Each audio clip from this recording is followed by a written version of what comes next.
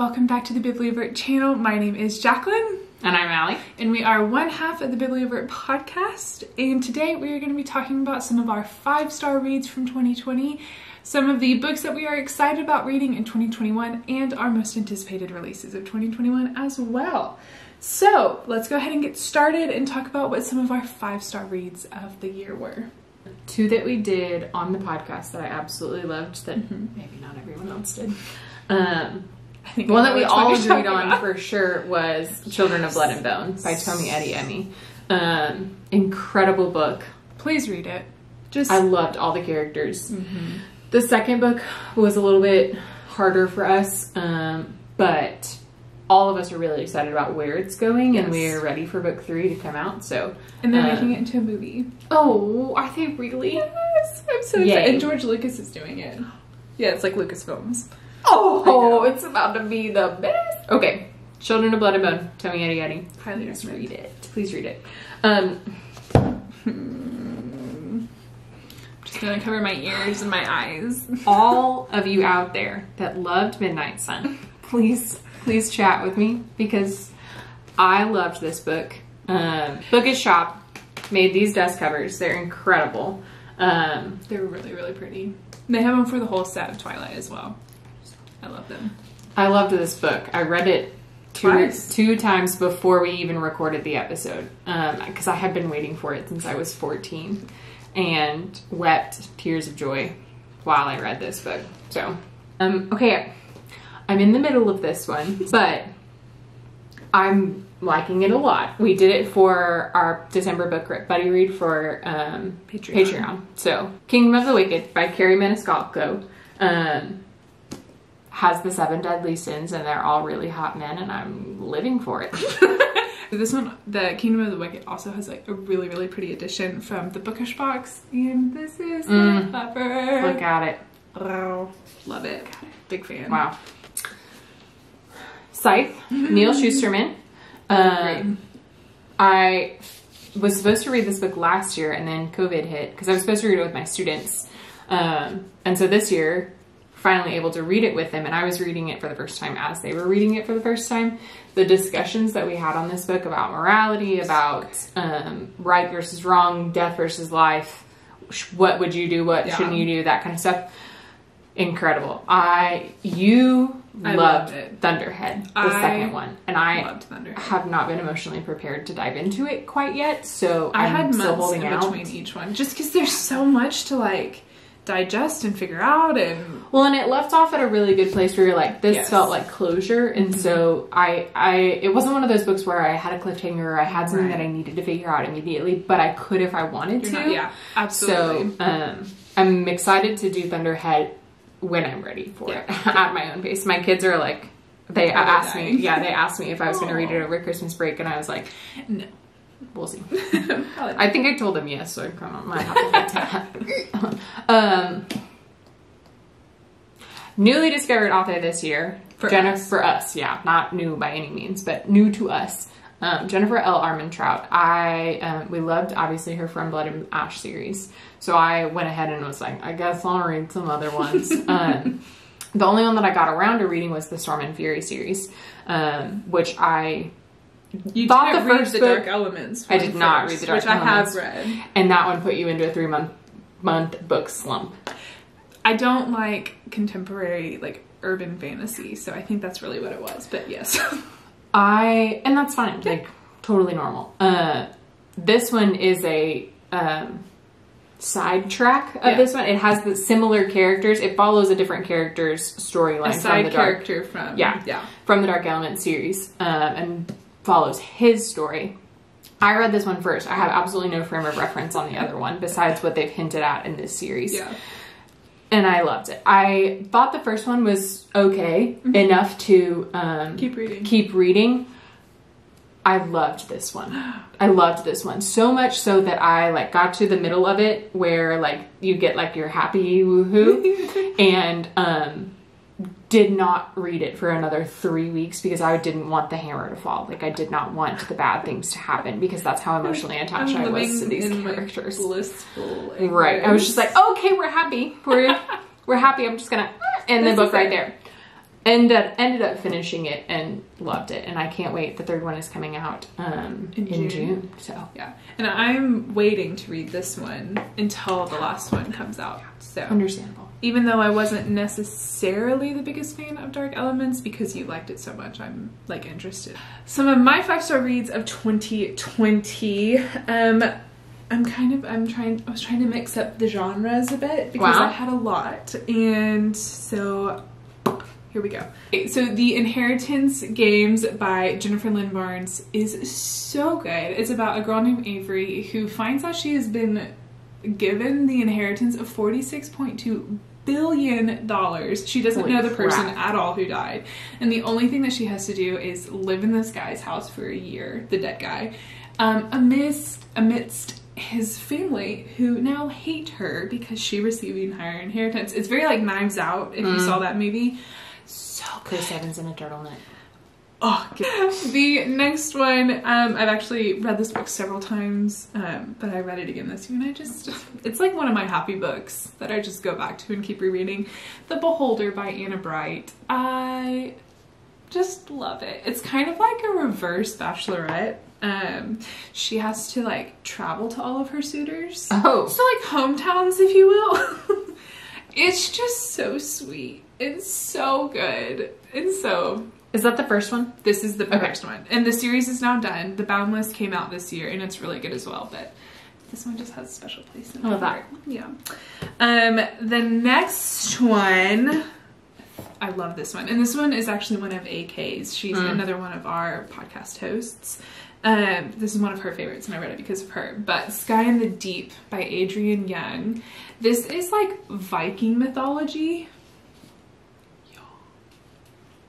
So good. She's taken captive.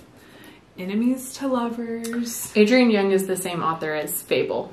So if you liked Fable. Yes, it's absolutely fantastic. I highly recommend it. Then if we're going a little bit of wow, I'm so proud of you for this genre diversity you got going on here. I'm really trying. So proud. I really do like historical fiction a lot, and this one does pretty much fall into the YA category. But it's Fatal Throne. You actually got me this book in a box. In a book box. Yes. From our favorite indie bookstore in Waco, Texas. Waco, Texas. Fable. I was there yesterday. Oh, you went back? I did. I was wearing their merch.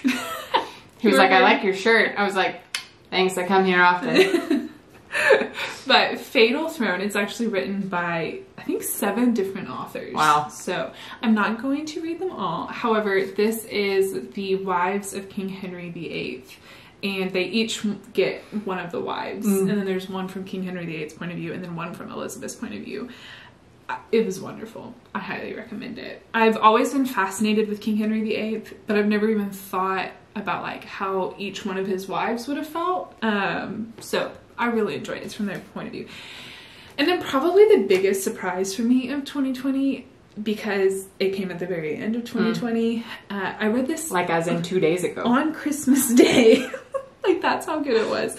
One of my dear friends, 2 of our patrons actually, Liz and Chelsea, have been reading this book and recommended it to me, and I finally gave in. The cover is not my favorite. There are multiple covers and neither one of them are my favorite, unfortunately. I think that's why I haven't been like drawn to it. Yes. But Bridge Kingdom by Danielle L. Jensen, y'all, so good. Like, so good. The first 3 chapters, my jaw was on the floor. And keep in mind, I'm at my in-laws for Christmas, and we're all like sitting around and people are just hanging out. So I'm reading, as you do. And I could not give the appropriate reaction to how these chapters were making me feel, because I wanted to scream. And instead I was like, on the inside, and just couldn't. So I honestly, like, I'm considering asking if we can do this for episodes. Like, that good. The second one is already out. I've been trying to read it, and however, I've just been super busy. There are 2 more that are coming out, but they're going to be about different characters, I believe, is what I've heard. So, yeah, I really do want to do it on the podcast. So, those are some of my 5-star reads of 2020. What are books that have already come out but you want to get around to reading in 2021? Most of those on your 5-star reading list. I picked up a couple that I haven't gotten around to reading yet. One of them. I like this book. This one's one of AK's favorites. Yeah, Grave Mercy. Mostly because I think, so the Courting Darkness is also by Robin Lefevers. And it's in the same series. Yeah, so apparently you have to read these first. So I really want to read those. Yes. But I have to read these first. So Grave Mercy has been on my bookshelf for a while, so I'm excited really about good. reading it for sure. Another one that you've read that I haven't read yet. J. Kristoff, Amie Kaufman, Illuminate Files. It's amazing. Yeah, I'm excited about this one for sure. I've had it on my students' bookshelf for a while in the semi-restricted section. Like, you have to have a parent's permission that says they're 7th graders. You know, some of them, like, they're ready for the next step. Some of them are not. And so it's on my gently used shelf. So that means that it's available for me to read. And I just need to take the time to actually do it. I really want to read most of the works by this author because I keep seeing her around, and I want to test. I'm going to test the waters to see how I just bought the new cover of Daughter of Smoke and Bone by Laini Taylor, but Strange the Dreamer is also on my list. It's such a pretty cover too. This one, I like this cover a lot more than the Daughter of Smoke and Bone covers. Yeah. Everyone always says, like, her covers, you have to get past the cover in order to... Kind of how I feel about Sarah J. Maas too. So her other book, Daughter of Smoke and Bone, obviously, the cover is... Not my favorite. Not the favorite. Not the favorite. But they just came out with new just ones. looks a little bit older. Yeah. And so they came out with new ones that have, like, the neon, kind of almost like a glow concept to them. Interesting. I like those better. So I finally felt okay picking one up off the shelf at Barnes & Noble and actually purchasing it. So either way you slice it, Laini Taylor as an author is on my list for 2021. I would agree with that because I haven't read any of her works. So I'm hoping that is something that I end up enjoying. I've heard Daughter of Smoke and Bone is incredible. So, Blood Heir. I have not actually purchased this one for myself, so I'm glad you have a copy of it. But I don't know, there's just something about it that kind of draws me in. Agree. And normally I'm not a face on the cover kind of person, but I don't know, she just kind of has this pull. So it's been on my high on my TBR, and I keep being like, I'm gonna read it. I mean, and then even like the simple details in like the letters here, I don't know, there's just it's beautiful. And then almost everything on your list. Let's share. So you read faster than me, so it's to be expected. So I was super excited when I found out that Christopher Paolini came out with a new book, and it's sci-fi, so very different from Aragorn, but To Sleep in a Sea of Stars. So I really, really want to read this one. She's thick, so might take me some time, but that is a definite goal. And I do enjoy sci-fi, so I'm not like a dive right into complex sci-fi, kind of like more of the J. Kristoff, Amie Kaufman side of sci-fi. Gentle immersion. So I don't know where this one falls on that scale, but we're gonna find out. King of Scars by Leigh Bardugo. I have not read this one yet. I am rereading the Shadow and Bone series, so I'm making my way through that one. Which one are you on? The second. Okay. So I love Nikolai. I'm so excited because his book is also, like, the second book is coming out, and so I'm hoping to get around to that one before it comes out. I finally pulled the plug on this because I've heard such good things, and I also looked up on Goodreads about it, and it was, slight spoiler for Shadow and Bone, it said that if you wanted the Darkling and Alina to have more of a romance, then this is the series for you. So that sold me on it. However, the whole reason I have not purchased these books before now is because the face scared me. Like, it's kind of creepy, and I think it looks like Britney Spears. It does kind of look like Britney Spears, but like, just, I don't know, it kind of creeped me out. But Wicked Saints, I'm here for it. Emily A. Duncan, I'm going to get around to it, so that is a goal that I have. So that was also on my list. Yeah. The Invisible Life of Addie LaRue. I'm very upset that I did not get around to it this year. It has so pretty. I love it. It's beautiful. I also have not read anything by V.E. Schwab. Does it have a bookmark in it? Yeah, this was Al Crate's like edition. Fancy. So anyway, Al Crate did a fabulous job. I have not read anything by V.E. Schwab, but I've really wanted to, and so this is going to be my way to start. I've heard such incredible things about it, so I need to just get around to it, do it. I'm excited. It's going to happen. And then the last one is Falling Kingdoms by Morgan Rhodes. I've also heard incredible things about this series. I remember like going to the bookstore several years ago with my mom and like really wanting to get this one. But for some reason the cover, I was like, I don't think so. And I have regretted that a lot. So I have literally bought the entire set to just, I'm going to read it. I'm going to do it. I've heard amazing things. People love it. So Falling Kingdoms by Morgan Rhodes. All right. It's gonna happen. What are your most anticipated releases of 2021? Let's start out with the big ones. Start off with the obvious ones. A Court of Silver Flames. Absolutely. By Sarah J. Maas. Seriously contemplating taking off work to read it. And will feel no shame in doing so. Nope. A Crown of Gilded Bones by Jennifer L. Armentrout. I'm so excited. Rule of Wolves, the second to King of Scars, which I still have not read. By Leigh Bardugo, but That's the white one with really pretty hair. It's really I mean, also, this one, King of Scars, is beautiful. Yeah, it's beautiful. So, yes, even though I have not read it yet, again, I love Nikolai, so I'm excited about that one. Namesake? Yeah. That one's coming out next year, right? Okay. In like March. Oh! Yeah, early. A lot of books coming out. I have a lot of books that I'm hopeful that will come out in 2021 that have not necessarily been confirmed for coming out. But that's like Aurora Cycle 3, The Children of Blood and Bone, 3rd book. I'm excited about the Rage and Ruin. Also by Jennifer L. Armentrout. Yeah. Gods and Monsters? Gods and Monsters will be coming out in the fall. Okay. Hoping that one redeems the Serpent and Dove series. Yes. The second book to Carrie Maniscalco's Kingdom of the Wicked, Kingdom of the Cursed, will be coming out next fall as well. Okay. I'm really Alrighty. excited. And with the way that the first one ended, Don't spoil it for me. I have so many hopes for... Don't spoil it for me. I can't wait. I'm about chapter 30. The Bridge Kingdom 3rd book I hope will be coming out, even though I still have not read the second one yet.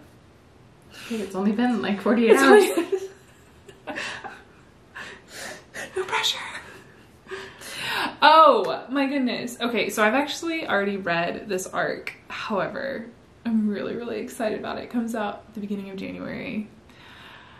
The House of Bastion by K.L. Coleridge. Yeah. So this is an author that we have worked with, and she sent us an arc, and I absolutely loved it. Love that. It was so good. Its release date is January 19th, and I'm like soon. Like very soon. Wow. Yeah. So I'm just excited to have my hands on it as well, because I read it on my Kindle.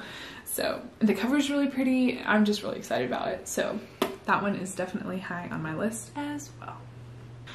Another author that I have always like heard about, but had just never gotten into until this year, and I've really enjoyed, is Elise Kova. So I haven't read the Air Awakens series. I read Deal with an Elf Key. Okay. I really liked it, so I'm hoping the second one in that series comes out. But then she also has a book that I'm not sure if it's going to be a standalone, but if not, then it's going to be the first one in the series. But it's called A Trial of Sorcerers. And it looks really good. So I'm excited about Elise Kova's books. Okay. Yeah, that's an author that I want to read more of in 2021. Well, I think that is it for this video. Thank you so much for joining us. We hope you really enjoyed it. We will see you next time, and happy reading.